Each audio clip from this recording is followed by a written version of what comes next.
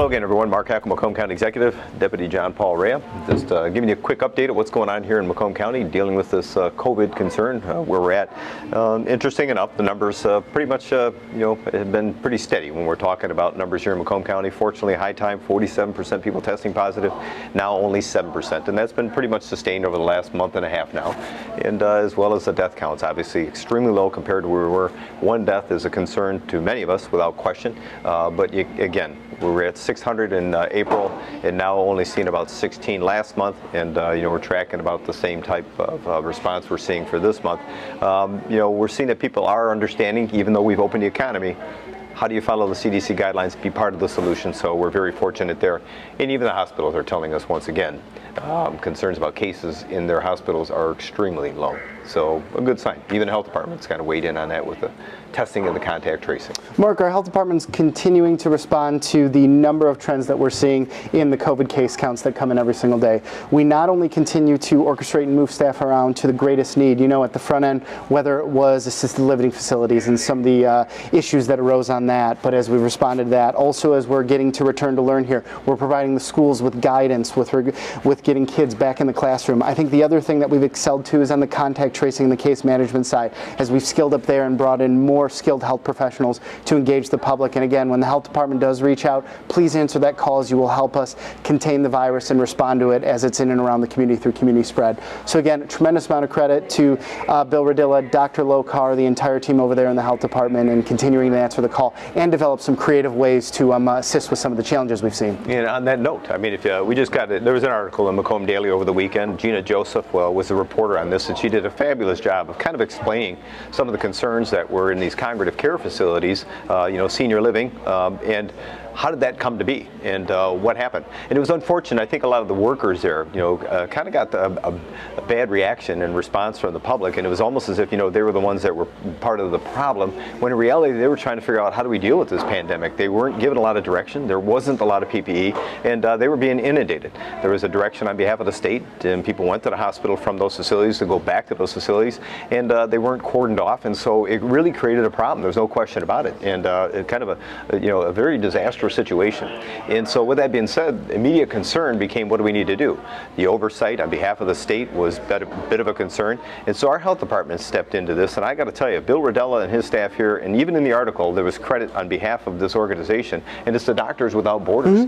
Bill Radilla was able to get a hold of them and have this connection and connectivity for these congregative care facilities and say, what's going on, what do we need to do, rather than just more regulation and or trying to be with oversight or punitive.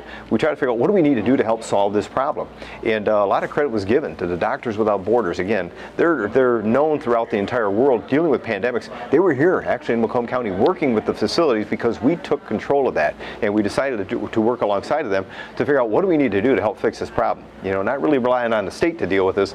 We took it on, and today it's a far different picture than what it once was, because they were given direction, what to do, how do we handle this thing, and what do we need to do for them.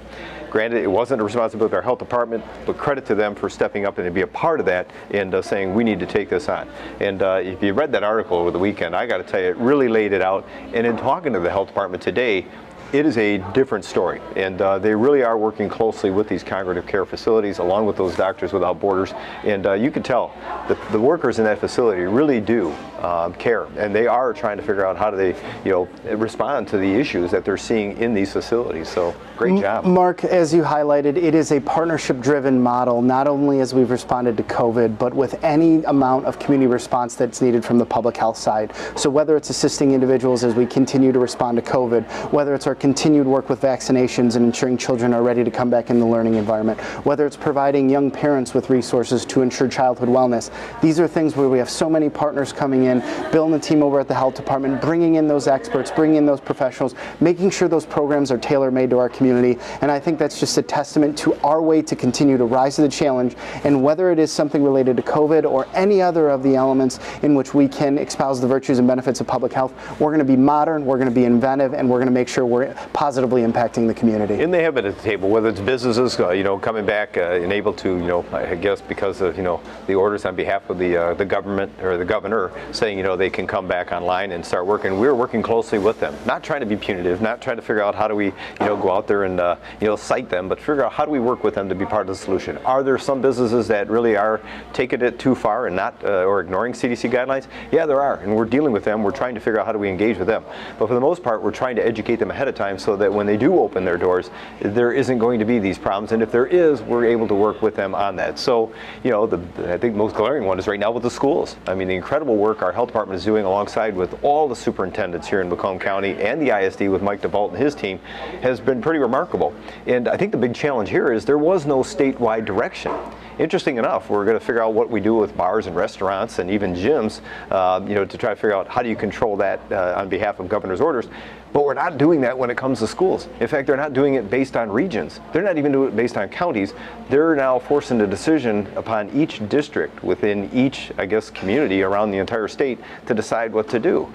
And, you know, again, I find that concerning. I think there should be a statewide model, make a decision, or do it based upon a region if you want. But that's not happening, and so it's really putting a lot of pressure on a lot of these school districts and those superintendents to make that decision. But in the meantime, we're partnering with them, with the health department, helping them with their decision. So if they decide they're going to open up or they're going to be doing, you know, kind of a hybrid model, we've got the PPE, we're working with them, we're trying to provide the technology. In fact, $7 million was given to the ISD and the schools here in Macomb County from some of those care funds we have to make sure that if they decide not to and they're going to do it remotely, we're going to be able to help them through that process. So again, our health department, our IT people, the people from emergency management are weighing in on every decision that's being made here in this county. And you know, fortunately or unfortunately, the school districts have to make the decision, but we're right there by their side, and credit once again to the health department for being a part of that. Mark, 21 districts across this county. Obviously, the sentiments of parents depends on each household. I think the thing where we sit here today, a week out from when school's supposed to, you know, be back in session here, is there is enough option out in the community. We're going to bring the children back to these learning environments, not only using whatever the state has provided in the return to learn strategy, but we're taking insight from parents, from school boards, from administrators, from experts in these fields, and we're getting the most necessary resources out to the district based on the determination that they've made. It's going to be a continuous effort in which we're going to monitor and respond. Obviously, we're going to be there on the whole end with regards to public health and providing those resources and guidance on that end, and with these protocols in place, we're going to be able to respond if and when there are any additional cases and how we can protect those children every single day. Yeah, and again, it's a very divisive issue right now, and one that has been mounting. And unfortunately, as you know, JP just got through mentioning, you know, we're about a week out, and some of them are still vacillating as to what they're going to do, and a lot of tension on behalf of parent groups, teacher groups, you know, administrators, and that was a very difficult position for them to be put in. You know, and again, I say that this should have been more of a statewide response and try to figure out how do we deal with this a month or 2 months ago, but that had not happened. And so with that, we're, you know, kind of at that point where what do we do to help them? The county doesn't make that decision, wasn't given that latitude, the ability to do that. If we were, we probably would have stepped in and tried to make that decision, working with these school districts, but it's not. The onus is on those school superintendents to make that decision and their school boards. But again, we're going to continue to figure out how do we help them through that process if and when there are issues, if they do decide to open up to some extent. So we're working with them. Absolutely. And where are they at with the IT stuff?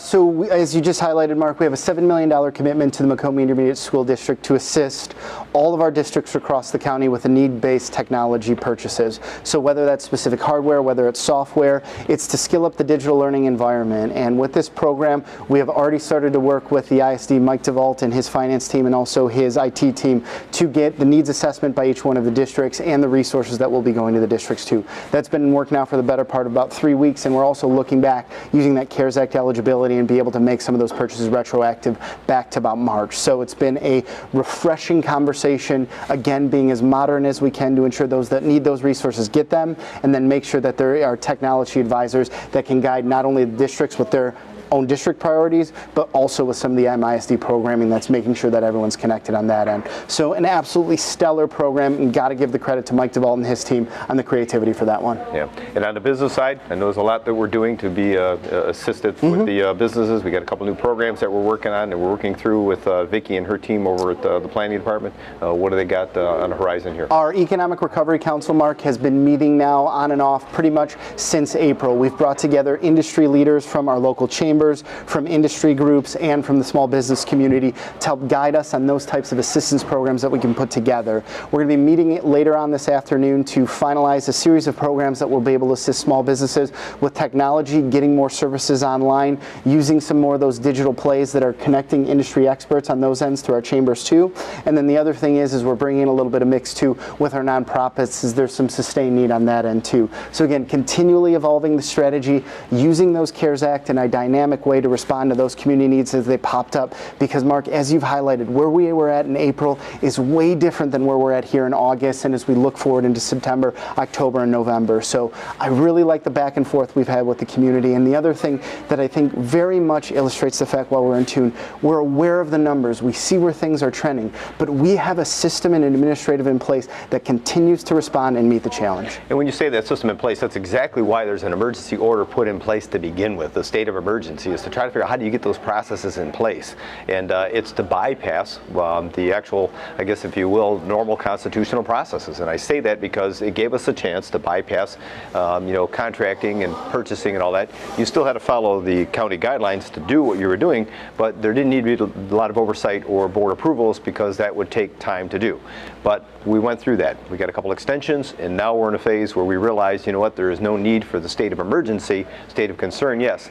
But I don't know if many people realize this, there are no counties in the entire state that still have a state of emergency declaration, not even the city of Detroit. And so with that being said, what does that mean? It doesn't mean we shut up, we closed up shop and this pandemic went away. No, it means that we have processes in place and we're going to engage normal constitutional processes, and we've been fortunate because our Board of Commissioners here have been a part of the solution all along. What do we mean by that?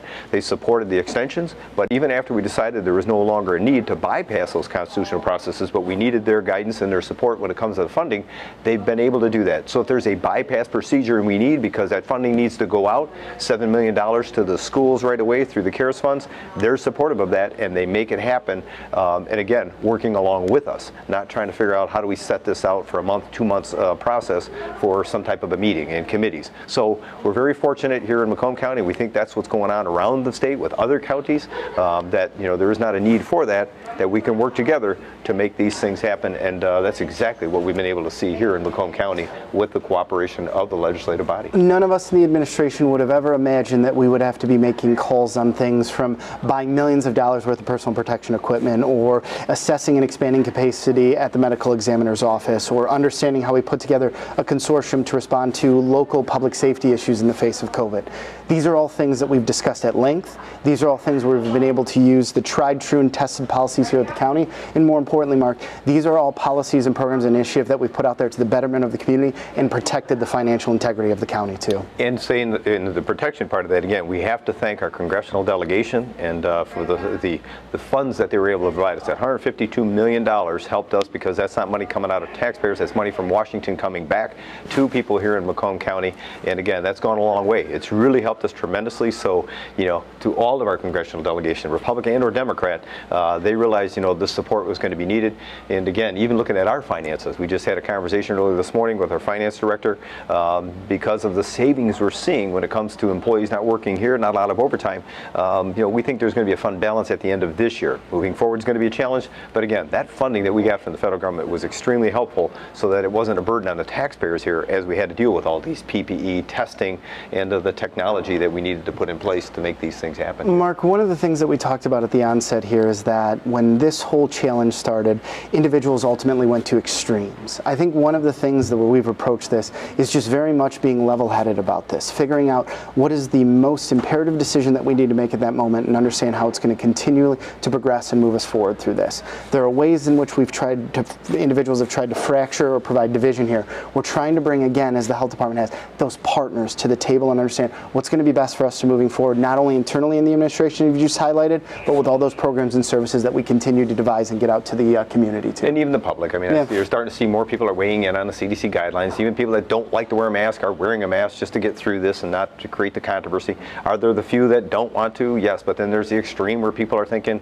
we still should have stay-at-home orders and all the economy should still be shut down. So you're going to have the extreme, but I think most people are coming to the middle to realize, listen, we can, I guess, coexist with this pandemic and the economy. Let's figure it out. Let's all be part of the solution. And I think you're finding that most people are getting to that point and they're willing to do that. So on that note, I got to tell you, on a high point, Lake St. Clair, boy, what an opportunity we had to showcase Lake St. Clair with ESPN and the bass fishing tournament. They just had the Yeti bass fishing tournament I think the fishermen that come around from all over the world come here and they look at that site, and it was amazing, the tournament and the turnout they had. Very competitive right to the last day. If anybody saw it on ESPN2, I did watch some of it. In fact, one of the announcers, I was very impressed by the comment that he made. He said there was Lake St. Clair, without question, made the best presentation of any lake throughout the year during these fishing tournaments. So Lake St. Clair, they were in awe of the presence and the way this thing played out.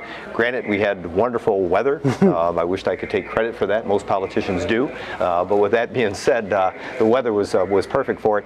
And they had, the last day, they had 16 fishermen come in with bags of 20 pounds or more. And only 10 of them could make it to that final day.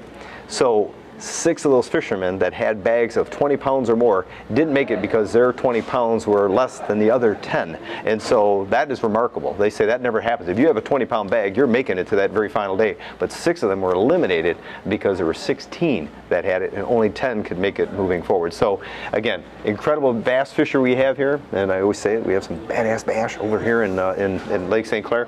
But it went all the way up the St. Clair River into Lake Huron. They were fishing on the American side all the way up the St. Clair River. So my friend Jeff Bohm from St. Clair County is very thankful that they brought this tournament here too. It's not just a Macomb County thing, but they were all over that lake. And I'm going to tell you, it was pretty exciting watching it from the aerial views because you knew all those points of interest on the map itself. Mark, you look at it this way, the international recognition of Bassmasters Elite Series, fishing world-class freshwater fisheries across the globe ultimately.